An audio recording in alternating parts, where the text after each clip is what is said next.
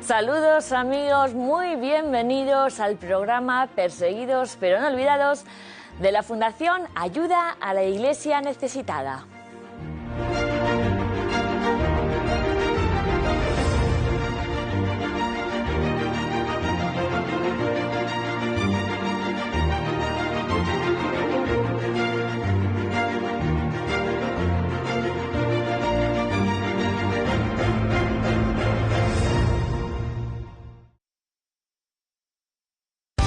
Hoy en Perseguidos pero no olvidados les contamos cómo el mayor cargo del Vaticano, el cardenal Pietro Parolin, pasó la Navidad con los cristianos de Irak. Repasamos los sucesos más importantes del 2018 relacionados con la libertad religiosa en el mundo y los cristianos perseguidos. Además, les traemos a los indestructibles en la fe, los cristianos de Siria que están reconstruyendo su vida tras la derrota del Daesh. ¿Qué tal amigos? Muy bienvenidos a este primer programa de Perseguidos pero no olvidados, donde seguimos muy de cerca esta iglesia que sufre en todo el mundo, con noticias que nadie cuenta sobre nuestros hermanos que sufren persecución, hoy nuestros hermanos cristianos que están siendo discriminados, marginados o que están pasando por graves dificultades. Este es el programa donde le seguimos la pista, en primer lugar porque nos interesa a nosotros conocer su testimonio. Como hacemos al comienzo siempre de este programa, nuestra compañera Blanca Ruiz Antón les va a ampliar las noticias más resumidas de estos últimos días relacionadas con nuestra iglesia que sufre. El Papa Francisco envió un videomensaje a la Iglesia copta ortodoxa con motivo de la Navidad que celebran el 7 de enero y la dedicación de la nueva Catedral de la Natividad que se está construyendo a 45 kilómetros del Cairo. Además de esta doble felicitación, el Papa Francisco envió un saludo especial a su Santidad Aguardo II, cabeza de la Iglesia copta ortodoxa.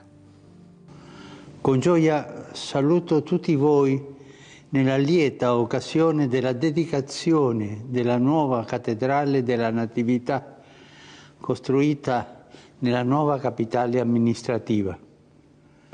Il Principe della Pace doni all'Egitto, al Medio Oriente e a tutto il mondo il dono della pace e della prosperità.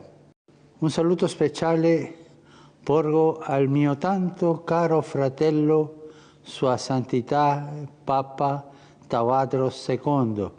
Voi avete dei martiri che danno forza alla vostra fede. También en Egipto, un policía falleció el pasado 5 de enero cuando desactivaba una bomba cerca de una iglesia cristiana en El Cairo. 2 oficiales y un transeúnte también resultaron heridos. Hasta el momento, ningún grupo terrorista ha reivindicado el atentado. Un grupo de musulmanes y cristianos mostraron su oposición al proyecto urbano en Bagdad, Irak, que incluye la demolición de una iglesia católica caldea en esta ciudad. Según la agencia Fides, la iglesia que se plantea demoler fue construida en 1929, es reconocida como un lugar de símbolo de convivencia entre religiones y está ubicada entre 2 barrios mayoritariamente habitados por musulmanes chiitas y sunitas. Además, el cardenal Parolin, secretario de Estado del Vaticano, visitó Irak del 24 al 28 de diciembre. En este vídeo les mostramos cómo celebró la Navidad con los representantes de las iglesias de Oriente y las comunidades cristianas iraquíes. El Papa Francisco ha pedido a su principal colaborador que viaje de su parte a Irak para pasar allí la Navidad. Al final, el cardenal Pietro Parolin ha estado allí 4 días con encuentros tanto políticos como pastorales. Por ejemplo, se reunió con el presidente Barham Salih. En todo momento le acompañó el patriarca de Bagdad, el cardenal Luis Rafael Sacco, y el nuncio en Irak, Alberto Ortega. El cardenal ha visitado también la llanura del Nínive, de donde los cristianos fueron expulsados por el ISIS. Allí Pietro Parolin dio las gracias a quienes han regresado a sus casas y les ha pedido que el dolor que han padecido no se convierta en rencor. Y es que, como ocurre con el padecimiento de los mártires, lo que han vivido no quedará sin fruto. Nuestros hermanos perseguidos son la élite de la Iglesia y ser solidarios con ellos es una obligación que la honra nos impone. Muchas gracias, Blanca, por estas noticias de estas Navidades de nuestros hermanos de Siria, nuestros hermanos en Irak, que recibieron el respaldo del cardenal Parolin. Bueno, a continuación, en este primer programa del año del 2019, vamos a contar los hechos más importantes que hemos vivido durante el pasado año, sobre todo las consecuencias que tendrán en los próximos meses para nuestra Iglesia, como decimos, que sufre en todo el mundo. Y para analizar los eventos más importantes nos acompaña hoy el periodista y director de la tarde de la cadena COPE, Fernando de Aro. Muy buenos días, Fernando. Buenos días, Raquel. Muchas gracias por estar aquí con nosotros en el programa Perseguidos pero no olvidados, en el que uno de los grandes eventos, acontecimientos de nuestra Iglesia que sufre y que tú conoces bien, la Iglesia de China, ha sido el acuerdo que nos sorprendió el pasado mes de septiembre entre la Santa Sede y el gobierno chino. En tu opinión, ¿qué ha supuesto y qué puede suponer para la Iglesia que peregrina en este gigante asiático? Yo creo que el acuerdo con China es un acuerdo realmente histórico, buscado desde hace décadas.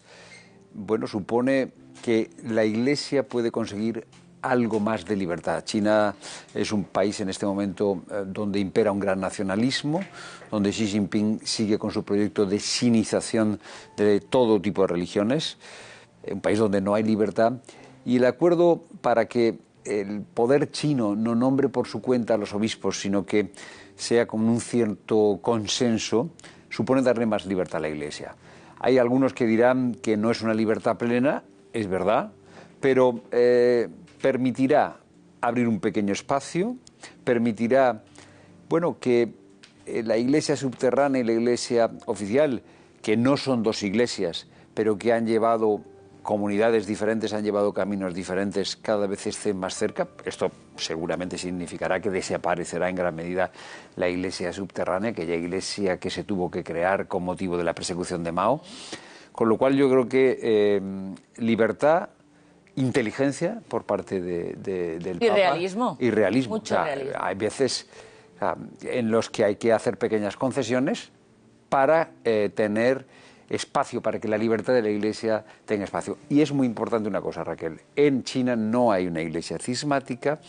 Los obispos que serán nombrados de común acuerdo serán fieles a Roma, porque incluso en los momentos de mayor persecución esos obispos lo han sido. Hubo periodos en la historia de la Iglesia, como por ejemplo bajo Napoleón, en el que hubo que llegar a un cierto compromiso. También en España, cuando al frente del poder estaba Franco, también se hacían concesiones para designar obispos. Bueno, ¿por qué no hacerlos si eso va a dar mayor libertad y espacio en un momento muy difícil? O sea, China está viviendo un momento muy difícil y una gran persecución, no una persecución, una gran limitación de la libertad religiosa. ¿Cuándo estuviste tú en China? Yo estuve en China en marzo de 2018, cuando estaba fraguándose el acuerdo. Fraguándose el acuerdo. Está claro que es importante que recordemos esto que nos dice Fernando: no hay dos iglesias, hay una sola Iglesia, y este acuerdo va a permitir que esta unidad sea más posible por el bien del pueblo de Dios que peregrina en China. En este repaso del 2018, Fernando, otra gran noticia de nuestros hermanos perseguidos ha sido la liberación de Asia Bibi, una mujer cristiana que aquí lo hemos contado prácticamente el día a día de todo su calvario, encarcelada injustamente bajo la ley de la blasfemia, que ahora mismo todavía se desconoce su paradero, que no se ha reunido, al parecer, con su familia. ¿Esto qué puede suponer para la Iglesia minoritaria de Pakistán y de esta región del planeta? Bueno, el caso de Asia Bibi ha sido un caso de buena noticia. Por fin se ha hecho justicia, por fin los tribunales han tenido que reconocer que en realidad no había caso, porque ni siquiera aplicando... No hubo pruebas, ¿no? Decía que no había pruebas. La ley de la blasfemia es profundamente injusta, es en realidad un instrumento que se utiliza para una persecución de los cristianos incluso antes de que se produzcan los fallos, y el hecho de que se le haya dado la libertad a Asia Bibi significa que al final se hace justicia. Y además hay otra cosa interesante.